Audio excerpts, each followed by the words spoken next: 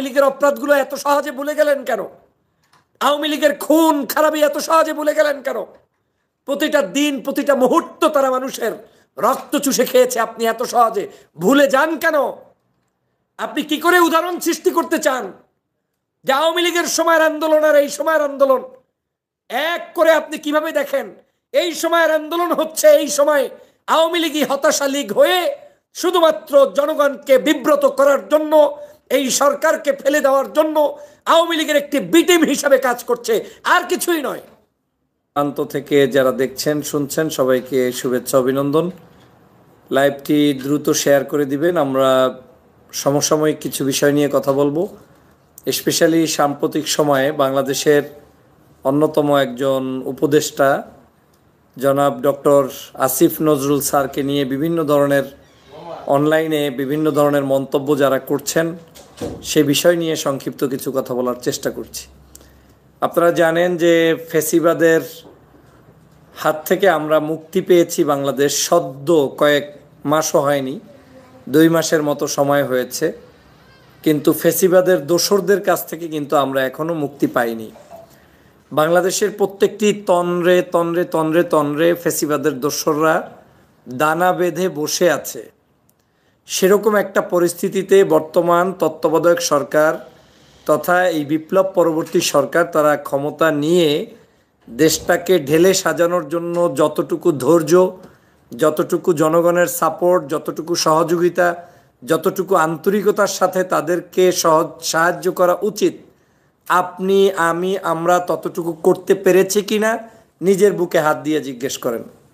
আপনার পাকের ঘরের প্রবলেম হইলেও ডক্টর মোহাম্মদ ইউনূসের প্রবলেম, আপনার ঘরের মধ্যে বেজাল লাগলেও ডক্টর মোহাম্মদ ইউনূসের প্রবলেম, আপনার কি বলে আসিফ নজরুল স্যারের প্রবলেম, সব প্রবলেমগুলো গিয়ে উঠতেছে এখন আপনার বিপ্লব পরবর্তী মাত্র 2 মাসের সরকারের কাছে। এই যদি হয় আমাদের চিন্তা চেতনা এবং এত ন্যারো যদি আমরা মানসিকতা লালন করি, তাহলে আমাদের পক্ষে এই দেশের বিপ্লবকে রক্ষা করা কঠিন হয়ে যাবে। আপনার মনে রাখতে হবে, আমি সেজন্যই বলেছি যে হতাশা লীগ বাংলাদেশের এখন সমগ্র জায়গায়, এমনকি আপনাদেরকে আপনি নিজেও বুঝবেন না, আমি নিজেও বুঝবো না, আমাদের সেজে আমাদের ভাব নিয়ে আমাদের চিন্তা নিয়ে আমাদের মতো কথা বলে আমাদের মতো মানে আপনার কি বলবো, মানে যে আদর্শ লালন করেন ওইটার আপনার চাইতেও অনেক বেশি ভাব নিয়ে তারা আপনাকে এমন কিছু ক্ষতিকর মেসেজ দিবে যাতে আপনি ধ্বংস ছাড়া এই দেশটা ভালো কিছু হবে না। আমি কেন বলছি এই কথা? আমি বলছি না যে এই দেশটা আপনার মতো আমার মতো 100% একই চিন্তার আদর্শে বাংলাদেশটা চলবে, মোটেও না, এবং সে হওয়ার সুযোগও নেই। আপনার মতো আপনার আইডিওলজি বিশ্বাস করা মানুষ আপনার মতো করে সমগ্র সেক্টরে নাই।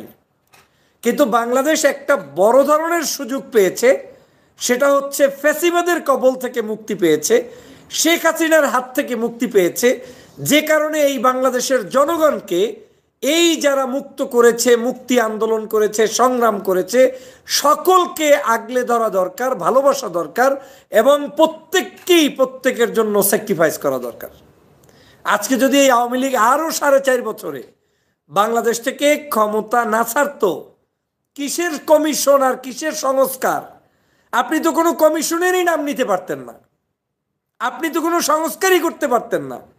কিসের শিক্ষা বিষয়ক সম্পাদক, কিসের আপনার বিশ্ববিদ্যালয় বিষয়ক, কিসের ভাইস চ্যান্সেলর, কিসের নিয়োগ পদ্ধতি, কিসের আপনার ধর্ম পরিকল্পনা, কিসের আপনার সংবিধান সংস্কার, কিছুই তো আপনি করতে পারতেন না। আগামী 4.5 বছরও এই ধরনের চরম একটি নির্লজ্জ ফ্যাসিবাদ আওয়ামী লীগের অধীনেই আপনাকে থাকতে হতো।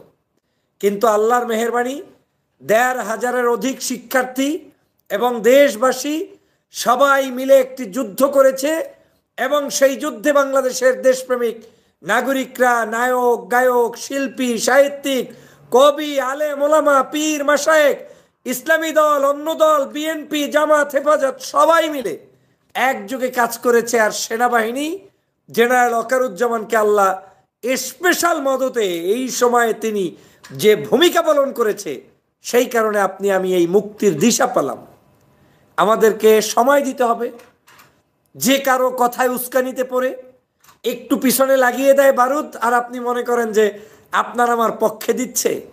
আপনি কি মনে করেন যে ডক্টর মোহাম্মদ ইউনূস এবং এই আসিফ স্যার সহ আজকের এই যারা এখন বর্তমানে সরকার পরিচালনায় আছে, এদের কোনো ব্যক্তি যদি ব্যর্থ হয় তাহলে আপনার এই বিপ্লব টিকানোর মতো রাস্তা নেই। এই বিপ্লবকে আপনি ধ্বংস করবেন নিজ হাতে। এই সেনাবাহিনী যদি পরাস্ত হয়, বিপ্লব ধ্বংস হবে।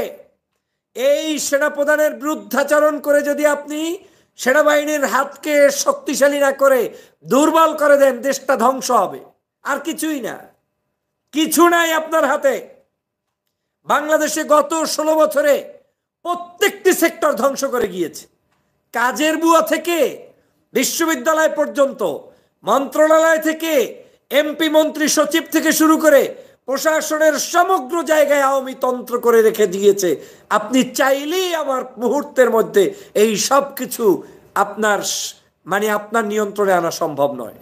আবার আপনি চাইলেই সবাইকে একদিনে রিমুভ করে রাষ্ট্র পরিচালনা করা সম্ভব নয়। তাহলে গৃহযুদ্ধ বেঁধে যাবে।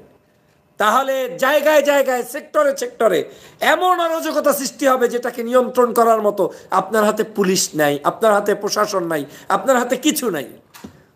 খালি ওই ইউটিউব আর ভিডিও দেখে একটা রাষ্ট্র ব্যবস্থার নাম যদি হইতো, তাহলে পৃথিবীতে আমার মতো আপনার মতো হাজারো লোক এরকম প্রতিদিন কন্টেন্ট তৈরি করে ছেড়ে দিলেই আপনার হয়তো দেশ অনেক কিছু হয়ে যেত। কিন্তু সম্ভব নয়। ইন্টেলেকচুয়াল অনেক জায়গা রয়েছে, বুদ্ধিভিত্তিক অনেক বিষয় রয়েছে, রাষ্ট্রের বিভিন্ন সেক্টর রয়েছে। বিদেশিদের ক্যামেরাগুলো একেবারে সমস্ত মন্ত্রণালয়ের দিকে চোখ তাক করে বসে আছে। আপনি চাইবেন আর আপনার মন মতো সব হবে, এটা হবে না। তবে আপনার দাবি দেওয়া আপনি পেশ করতেই পারেন। একটা গণতান্ত্রিক প্রক্রিয়ায় বাংলাদেশের যে কোনো ধরনের দাবি আপনি পেশ করতে পারেন।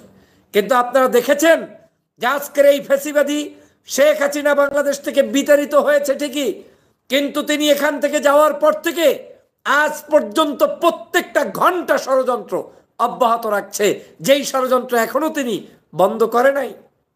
সকাল সন্ধ্যা এমন দিন নাই যেদিন ডক্টর মোহাম্মদ ইউনূসের বাসভবনের সামনে কাউকে না কাউকে ডেকে এনে তারপরে হাজির করা না হয়।